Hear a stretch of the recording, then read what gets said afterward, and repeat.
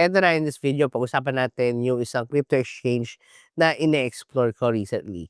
So that is Femex, and I want to check out how it performs, yung mga features, and maganda ba siyang gamitin na alternative dun sa mga kilalang exchange na natin. In this video pag-usapan natin what is Femex, quick walkthrough sa website nila, paano mag-register or paano mag-start kay Femex, key features na meron sila, at syempre yung personal experience ko gamit yung Femex. Femex is a crypto exchange platform na nag-offer ng spot trading, futures, and recently meron silang mga dinagdag like yung MEMEX or MEMEX. Mamaya explain natin yan pag sa nagwo-walkthrough na tayo. If you're new here, Pangken, my name is Cryptito, and in this channel, I do contents about everything that I know about crypto, Web3, NFT, basically everything about blockchain in general, and crypto trading, forex trading, and minsan meron akong pa-travel vlogs and product reviews. So if interested ka sa mga topics na yan, Pangken, make sure to subscribe and hit the bell notifications icon para updated ka sa mga future updates ko.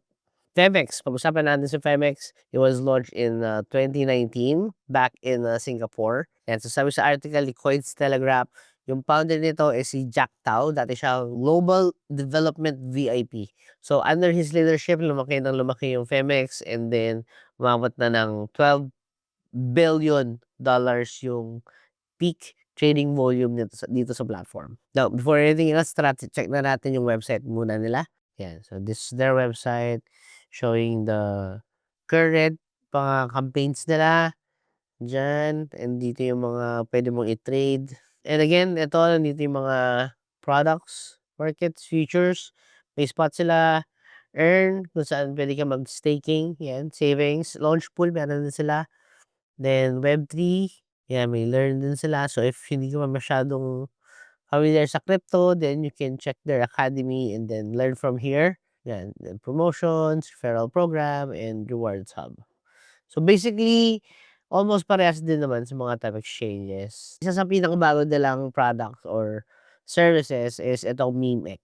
Yan, spot trading, and then MEMEX instantly trade on on-chain memes. Yan. So, basahin nyo lang yan. Are you aware? Blah, blah, blah. Responsible. Ang maganda dito is, yung mga meme coins na nasa Solana, pwede mo na siyang directly i-trade from Femex. So, yung mga meme coins or yung mga meme projects, pwede mo lang i-trade directly from Femex. So, you don't have to use DEX or yung mga D-apps para mag-trade. So, kung meron kang favorite meme coin na nasa or meme token na nasa Solana, hindi mo na kailangan antayin na ma-list siya sa Femex or sa other exchanges. Dito, rekta, basta nasa Solana siya, pwede mo na siyang ma-trade.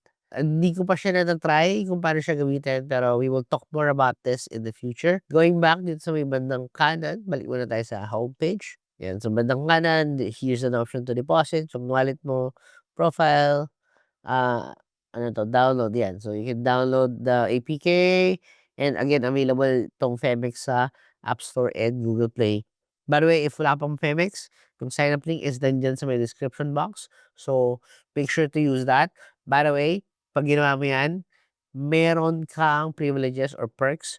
One is, pag ginamit mo yan to sign up, you don't have to do the KYC verification. So, if you're someone like other people, ayaw mo ng KYC, ayaw mo magbigay ng mga cards mo or IDs mo, ayaw mo mag-upload, you think it's a hassle or for security purposes, ayaw mo, then you don't have to, okay? Waive na yung requirement na yun if you're going to use the link in my in the description box. Okay?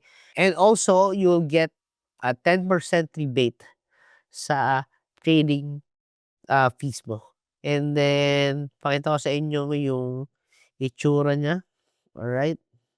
As you can see, almost the same lang din sa mga other exchanges. I never had any issue naman when it comes to smoothness dito platform. So, you can also check din sa futures natin.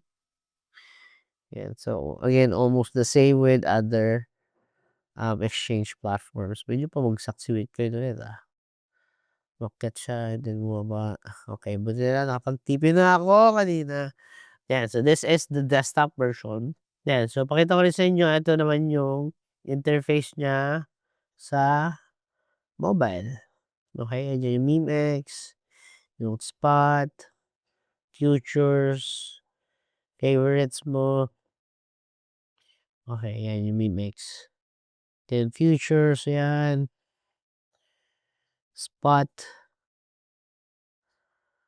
Then yung wallet mo. And this is how it looks like naman ng naka-dark mode. Ganda, 'di ba? Medyo maliwalas compared sa ibang platform. Well, may bias kasi ako sa blue, eh, blue and gray. Yan, so this is a quick overview lang nitong platform. And if you have other questions on about Femex, you know, how to use it, how to place a trade, how to cash in, how to cash out, let me know and then puwede natin gawin ng video. Now, final thoughts on this one. Again, so far, wala pa naman ako naging problema sa kanya, especially cashing in and cashing out. That's very important, by the way. 'Pag pumapasok kayo sa isang platform, make sure na alam niyo munang kung paano mag-cash out or kung nakaka-cash out ba. And then again, si Femex naman is hindi naman siya bagong platform. Matagal na rin siya sa industry. Yan, so that's it for now about Femex and Pangkin. Again, if hindi ka pa nakasubscribe, make sure to subscribe na. I-click mo na yung bell notifications icon din para updated ka. Every time na mag-upload ako and then mano-notify ka kaagad. Yan. So yeah, that's it for now and talk to you soon. Bye.